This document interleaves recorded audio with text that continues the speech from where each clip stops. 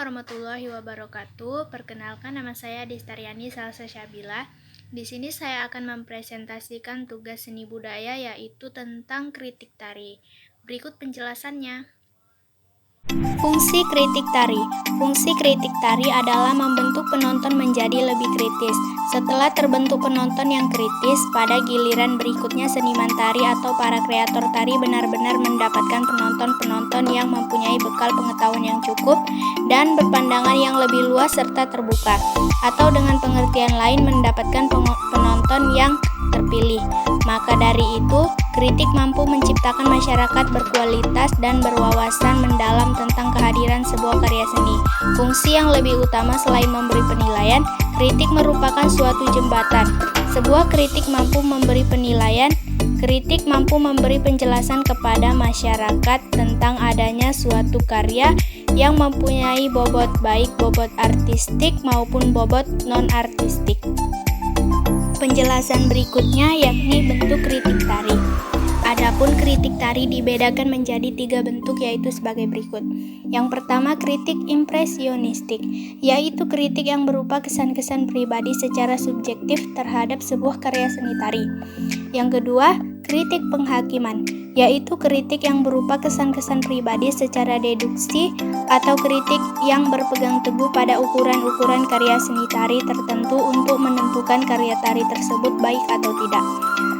Dan yang terakhir, kritik teknis, yaitu kritik yang tujuannya untuk menunjukkan kelemahan-kelemahan tertentu dari sebuah karya seni tari agar seniman penciptanya dapat memperbaiki kesalahan-kesalahan dan tidak terulang di kemudian hari. Unsur kritik tari. Adapun unsur kritik tari ada 4, yaitu sebagai berikut.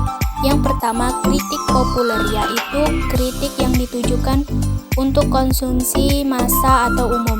Tanggapan yang disampaikan biasanya bersifat umum, lebih pada pengenalan atau publikasi sebuah karya. Yang kedua, kritik keilmuan, yaitu kritik yang bersifat akademis dengan wawasan pengetahuan, kemampuan, dan kepekaan yang tinggi untuk menilai atau menanggapi sebuah karya seni. Yang ketiga, kritik pendidikan, yaitu kritik yang bertujuan mengangkat atau meningkatkan kepekaan artistik serta estetika subjek belajar seni.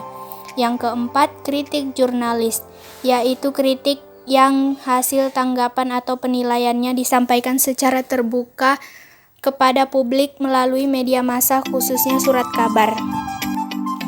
Bahasan selanjutnya yaitu tahapan kritik tari. Yang pertama, deskripsi, yaitu melakukan penemuan, pencatatan, dan pendeskripsian dari segala macam bentuk hal yang mampu dilihat dari suatu karya seni. Yang kedua, analisis formal, yaitu melakukan penelusuran dari sebuah karya seni tari yang didasari struktur formal maupun unsur dari pembentukannya. Yang ketiga, interpretasi, yaitu bentuk penafsiran dari makna pada sebuah karya seni tari yang termasuk dengan tema yang dilakukan. Yang terakhir, evaluasi, yaitu melakukan penentuan terhadap kualitas dari sebuah karya seni dengan cara membandingkannya dengan karya seni tari lainnya. Pembahasan yang terakhir yakni contoh kritik tari. Berikut adalah contoh kritik tari Merak, Provinsi Jawa Barat. Tari merak memiliki ciri khas seperti ada properti sayap seperti merak.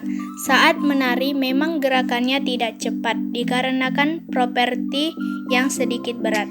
Nah, itulah penjelasan lengkap mengenai kritik tari, mulai dari pengertian, jenis, fungsi, bentuk, unsur, dan contoh kritik tari. Demikian artikel yang dapat kami bagikan mengenai pelajaran seni budaya dalam bab kritik tari. Sekian dan semoga bermanfaat. Wassalamualaikum warahmatullahi wabarakatuh.